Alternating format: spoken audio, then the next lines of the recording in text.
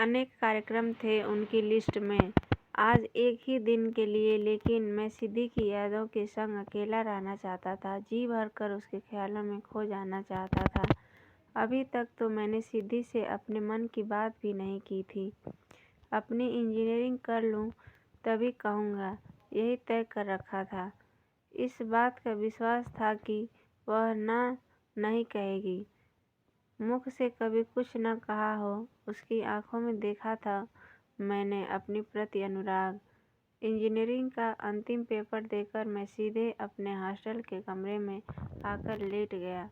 आज मैं जी भरकर सिद्धि के ख्यालों में खो जाना चाहता था, मन ही मन बातें करना चाहता था उससे, ढेर सारी बातें।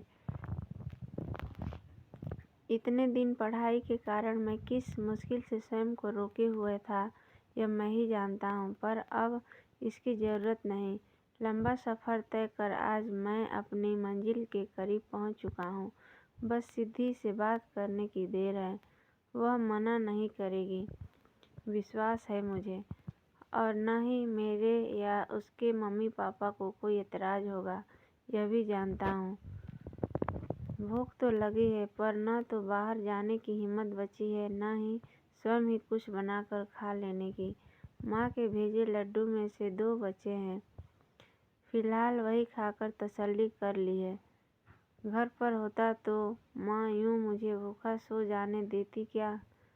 शुरुआती दिनों में हॉस्टल में रहना कितना अच्छा लगता था। अपनी मर्जी से खाओ पियो, देर रात तक मित्रों के संग गपबाजी करो, जहाँ मर्जी घूमने जाओ, कोई टोकने वाला नहीं, किसी से पूछने की ज़रूरत नहीं। स्वतंत्रता का यह सुख थोड़े ही दिनों में ठंडा पड़ने लगा।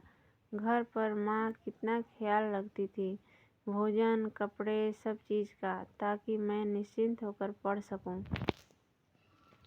इंजीनियरिंग कॉलेज में प्रवेश हेतु जब मैं पढ़ रहा होता तो घर में जैसे कर्फ्यू लग जाता। सब धीमी आवाज़ में बात करते, टीवी, रेडियो सब बंद, और ध्येय पर पहुंचने के लिए मेरा सबसे बड़ा प्रोत्साहन थी सिद्धि। घुंघराले बाल, कोमल सा चेहरा और शहद सी रंगत। बचपन से जानता था उसे, पर जानने और चाहने में जो फ़र्क होता है वह समझ आया स्कूल खत्म होने के आसपास। वर्षों का परिचय था दोनों परिवारों में। हम दोनों के दादा की मैत्री थी, और फिर आसपास रहने से उसके और मेरे पापा एक ही स्कूल में पढ़े थे। बस एक क्लास आगे पीछे। स्कूल के बाद साइकिल उठाकर निकल जाना, बाजार जाने का कोई छोटा सा बहाना ढूंढना, क्रिकेट खेलना, सब संग ही होता था। सिद्धि के पिता का नाम तो बहुत रौबदार था, राघवेंद्र सिंह, पर पापा उन्हें रघु बुलाते थे, और हम दोनों बहन भाई रघु चाचा। दोस्तों का तो परीक्षा खत्म होने के बाद भी 1-2 दिन और रुकने का इरादा था, फिर जाने मिलना हो या नहीं। आज भी दिन भर संग मिलकर मौज मस्ती करना चाहते थे। घूमना फिरना, मूवी जाना, अनेक कार्यक्रम थे उनकी लिस्ट में, आज एक ही दिन के लिए, लेकिन मैं सिद्धि की यादों के संग अकेला रहना चाहता था, जी भरकर उसके ख्यालों में खो जाना चाहता था। अभी तक तो मैंने सिद्धि से अपने मन की बात भी नहीं की थी। अपनी इंजीनियरिंग कर लूँ तभी कहूँगा, यही तय कर रखा था। इस बात का विश्वास था कि वह नहीं कहेगी। मुख से कभी कुछ न कहा हो, उसकी आंखों में देखा था मैंने अपने प्रति अनुराग। मेरी पढ़ाई पूरी हुई, कैंपस सिलेक्शन में अच्छी सी नौकरी भी पा गया था। मैं बहुत हिम्मत करके मैंने उसके लिए नीले रंग का एक सूट भी खरीद लिया था। मन ही मन कल्पना कर रहा था कि इसे पहनकर वह कैसी नीलकमल सी लगेगी। खरीदना तो साड़ी चाहता था, पर इतने पैसे नहीं थे मेरे पास। थोड़ा थोड़ा करके बस इतना ही जोड़ पाया था कि एक साधारण सा सूट ही खरीद सकूं। मन की भावनाओं को पैसे से नहीं तौला जा सकता। उससे दूर रहकर भी और पढ़ाई में इतना व्यस्त रहकर भी मैंने उसे हर दिन याद किया था। आज भी काफ़ी समय था मेरे पास, गाड़ी तो सुबह 8 बजे निकलनी थी। सामान भी लगभग समेट चुका था। चाहता तो आज की शाम मित्रों के संग बिता सकता था, पर यह समय मैं सिद्धि के सपनों में गुजारना चाहता था, सिद्धि की यादों के संग। दूसरे दिन घर पहुंचने तक अंधेरा घिर आया था। थोड़ी देर बातें कर माँ रसोई में जुट गईं, मेरे मनपसंद भोजन की तैयारी में, और बहन सरिता मेरे संग बतियाने में। दुनिया जहान की खबरें थी उसके पास। वर्ष बाद लौटे अपने भाई को सुनाने के लिए स्कूल की, आसपास की, सखी सहेलियों की। मैं जितना चुप्पा था वह उतना ही बातूनी। अभी हाल ही में उसे पिक्चरें देखने का शौक भी लग गया था, सो उन सब को ब्यौरा भी दे डाला। थकावट तो थी ही, मैं भोजन करके जल्दी ही सोने चला गया, पर सिद्धि से मिलने के विचार मात्र से ही ठीक से सो नहीं पाया। कैसे बात शुरू करूँगा, क्या कहूँगा, यही तय नहीं कर पा रहा था। इस बात पर भी असमंजस में था कि पहले माँ से बात करना ठीक रहेगा या सिद्धि से, उसकी रजामंदी लेना। दरअसल घर में कभी मेरे विवाह की चर्चा हुई होती तो शायद मैंने माँ से कह भी दिया होता, परंतु जब तक नौकरी न लग जाती तो विवाह की बात उठती ही कैसे, और बगैर किसी भूमिका के अपने विवाह की बात उठाना भी कठिन था। बहुत सोचकर मैंने तय किया कि पहले सिद्धि से ही बात कर उसकी रजामंदी ले लेनी चाहिए। सुबह समय से उठकर तैयार भी हो गया। सोच रहा था कि यदि माँ पूछेगी तो क्या बताऊंगा कि कहाँ जा रहा हूँ, पर मुझे तैयार देख माँ ने कहा, अच्छा है, समय से नहा धो लिए, तुम्हारे रघु चाचा आ रहे हैं।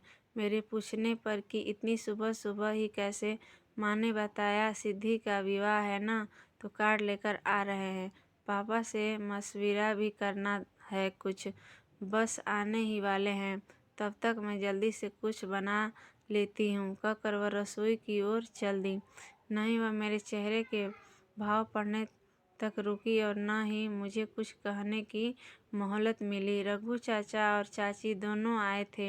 अच्छी तरह प्रेम पूर्वक मिला था मैं उनसे, हंसकर बात की थी, सिद्धि के विवाह की मुबारकबाद भी दी, अपने जिम्मे काम सौंपने का अनुरोध भी किया।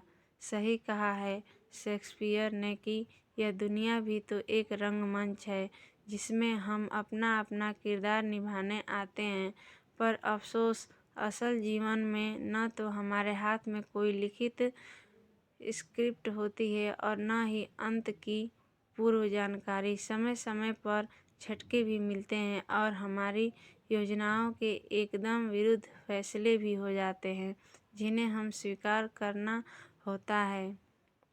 रंगमंच के किरदारों से बहुत कठोर है यह जीवन। रघु चाचा की 2 बेटियां थीं, अतः बाहर के बहुत से काम उन्होंने मेरे जिम्मे कर दिए।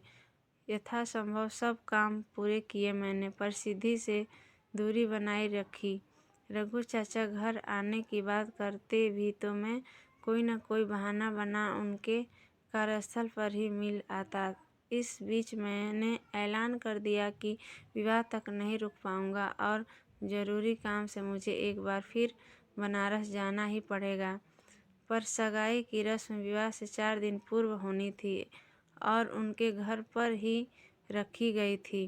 खाने पीने का इंतजाम मेरे जिम्मे था। रघु चाचा वे अनुरोध किया था कि मैं कार्यक्रम शुरू होने से पहले ही उनके घर पहुंच जाऊं। बहुत भारी मन से गया था मैं वहां। पूरी उम्र जिसके साथ जीवन बिताने के सपने देखता रहा था, आज वह किसी और की उंगली में अंगूठी बनाकर अपना संबंध पक्का कर देगी और मैं खड़ा देखता रहूँगा। मैं उसका अमंगल नहीं सोच सकता था और उसे किसी और का देखने की शक्ति भी नहीं थी मुझ में। स्वयं को काम में व्यस्त रखने की कोशिश करता रहा। वधू के कमरे से छोटी मेज उठा लाने का आदेश हुआ मुझे। दरवाज़ा भिड़ा हुआ था। मैं दरवाज़ा खटखटा कर रुका। भीतर कोई है कि नहीं यह भी नहीं जानता था। तभी अंदर से आवाज़ आई, अंदर आ जाओ सुषमा। मुझे दरवाजे पर देख वह जड़ हो गई। निश्चित ही मेरा आना अपेक्षित नहीं था उसके लिए, पर मेरे लिए तो उसका वहाँ होना अपेक्षित था। फिर भी मैं कुछ पल मूर्तिवत खड़ा रहा, परंतु शीघ्र ही संभाल लिया स्वयं को। कैसे हो? उसने कहा, और जैसे उसे कुछ याद आ गया हो वह जल्दी से मुड़ गई। अलमारी खोल एक बड़ा सा बंद लिफाफा निकाल लाई और मेरी ओर बढ़ाते हुए बोली, जब बनारस जाओ तो इसे यूं ही बंद गंगा में बहा देना। अब इन्हें संभाल कर रखना मेरे वश में नहीं। उसकी आंखें भीगी हुई थी। यह मेरा भ्रम था वह? मैंने धीरे से पूछा, क्या है यह? कुछ टूटे हुए सपने, कुछ अधूरे अरमान। तुम जैसा अनाड़ी नहीं समझ पाएगा। मैंने असमंजस से पहले हाथ में आए उस पैकेट की ओर, फिर सिद्धि की ओर देखा, परंतु उसने मुख फेर रखा था। बस 2 कदम की दूरी थी हमारे बीच, पर उसे पाटना असंभव सा था। मैं छोटी मेज और लिफाफा लिए बाहर चला आया। रात को पहनने के लिए जिस बैग में कपड़े लाया था उसी में वह पैकेट रखकर मैं काम में लग गया। अभी कुछ भी सोचने का समय नहीं था मेरे पास, और सगाई के दूसरे ही दिन बनारस लौट गया। काम तो कुछ था नहीं, कुछ करने को मन भी नहीं था। दिन भर बिस्तर पर पड़ा रहा, नींद तो क्या आनी थी, यूं ही लेटा रहा बस। अब तो सिद्धि के बारे में सोचना भी गुनाह हो गया था। दूसरे दिन बनारस में रहने वाले साथियों को मेरे आने का पता चल गया और मिलने आ गए, तो वह दिन बीत गया। उसके अगले दिन अनेक कोशिशों के बावजूद मन रघु चाचा के घर में ही अटका रहा। आज की ही तारीख थी सिद्धि के विवाह की। खूब जोर शोर से तैयारियां हो रही होंगी, शामियाना तन चुका होगा। दिन ही नहीं बीत रहा था। सोचा गंगा पर जाकर सिद्धि का काम ही कर आऊं। लिफाफा निकाला, छूने से चिट्ठियों का बंडल लगा। मुझे खोला तो डोरी से कस कर बंधी हुई चिट्ठियां ही थीं। हाथ में लिए देर तक बैठा रहा। सिद्धि की अमानत थी, उसे खुद से अलग करने का मन नहीं हो रहा था, पर उसकी बात भी रखनी थी। निकलने लगा तो मन ने फिर रोक लिया। उत्सुकता हुई, जरा देख तो लूँ किसके नाम है ये चिट्ठियाँ। मैं स्वयं को रोक नहीं पाया। प्यार में तो सब जायज़ है ना। मैंने बंडल की डोरी खोली और बारी बारी से चिट्ठी निकाल कर पढ़ने लगा। यह एक तरफा प्यार निभाना भी कितना कठिन होता है। जब से तुम गए हो कोई खोज खबर ही नहीं ली। पत्र लिख भी रही हूँ और जानती भी हूँ कि भेजूंगी नहीं। पता नहीं तुम मेरे बारे में क्या सोचने लगो। बाकी इधर उधर की अनेक बातें थीं, अन्य परिचितों की बातें, अपनी दिनचर्या के बारे में लिखा था, कॉलेज की बातें की थी, छोटी बहन की पढ़ाई के बारे में लिखा था, ठीक जैसे अपने किसी निजी के साथ हालचाल बांटा जाता है। कौन हो सकता है यह? मैंने दूसरा पत्र निकाला। क्यों मुझे लगता रहा कि तुम भी मुझे उसी तरह चाहते रहे हो जिस तरह से मैं। क्या यह मेरी कोरी कल्पना ही थी? यूं ही मुझे तुम्हारी आंखों में प्यार नजर आता रहा। चूँकि मेरे मन में तुम्हारे प्रति अथाह प्यार था, तो क्या मैंने यही मान लिया कि तुम्हारे मन में भी मेरे प्रति वही भावना है? लेकिन शायद यह महज मेरी खुशफहमी थी। तुमने तो कभी कुछ कहा ही नहीं। कितने ही तो अवसर मिले थे हमें। कल सकू चाची से मुलाकात हुई थी। बहुत जी चाहा तुम्हारे बारे में पूछने को, पर यह मेरे ही मन का चोर था जिसने मुझे रोके रखा। मेरा माथा ठनका। मेरी माँ को ही तो दोनों बहनें सक्कू चाची बुलाती थीं। उनका वास्तविक नाम शकुंतला है। इसके आगे भी बहुत कुछ लिखा था, परंतु अब उन बातों की ओर मेरा ध्यान नहीं जा रहा था। घर में मेरे विवाह की चर्चा चल रही है। किससे कहूँ, क्या कहूँ, किस अधिकार से माँ को मना करूँ, जब तुमने अभी तक कुछ कहा ही नहीं। कभी कभी स्वयं पर गुस्सा भी आता है। तुमने नहीं कहा था तो मैं ही कह देती, पर मन में डर था, यदि तुम्हारे मन में मेरा कोई स्थान न हुआ तो कितना अपमान होगा मेरा। क्या सोचते तुम मेरे बारे में? नहीं, मैं तुम्हारी नज़रों में गिरना नहीं चाहती थी। अब जा रही हूँ मन में तुम्हारी याद लेकर। जानती हूँ मुझे इन पत्रों को नष्ट कर देना चाहिए, वह भी जाने से पहले करूँगी भी। बस हर रोज़ कल पर टाल रही हूँ। इनसे बिछड़ना मतलब तुमसे बिछड़ना। इन पत्रों द्वारा मैंने लंबे समय तक तुमसे बात की है, पर अब तुम पर भी मेरा हक नहीं रहा। बस अब 2 दिन और हैं ये पत्र मेरे साथ। कल सगाई की रस्म है, परसों अवश्य इन्हें नष्ट कर दूंगी, यह वादा है मेरा स्वयं से। पत्रों को सामने खोल विमूढ़ सा बैठा हूँ। हतभाग्य, यह कैसा खेल खेला विधाता ने मेरे साथ। गोस्वामी तुलसीदास जी कह गए हैं, नयन बिनु बाणी। नयनों की बाणी चाहे न हो, मन का आईना होते हैं। वह हूबहू व्यक्त कर देते हैं मन की बात। बस पढ़ने वाले की नज़र चाहिए। इसके विपरीत जो बात शब्दों द्वारा व्यक्त की जाती है, वह मस्तिष्क से निकली होती है। उसमें समाज का अंकुश रहता है, निज स्वार्थ का पुट हो सकता है। काश मैंने भी सिद्धि के नयनों को पढ़ लिया होता।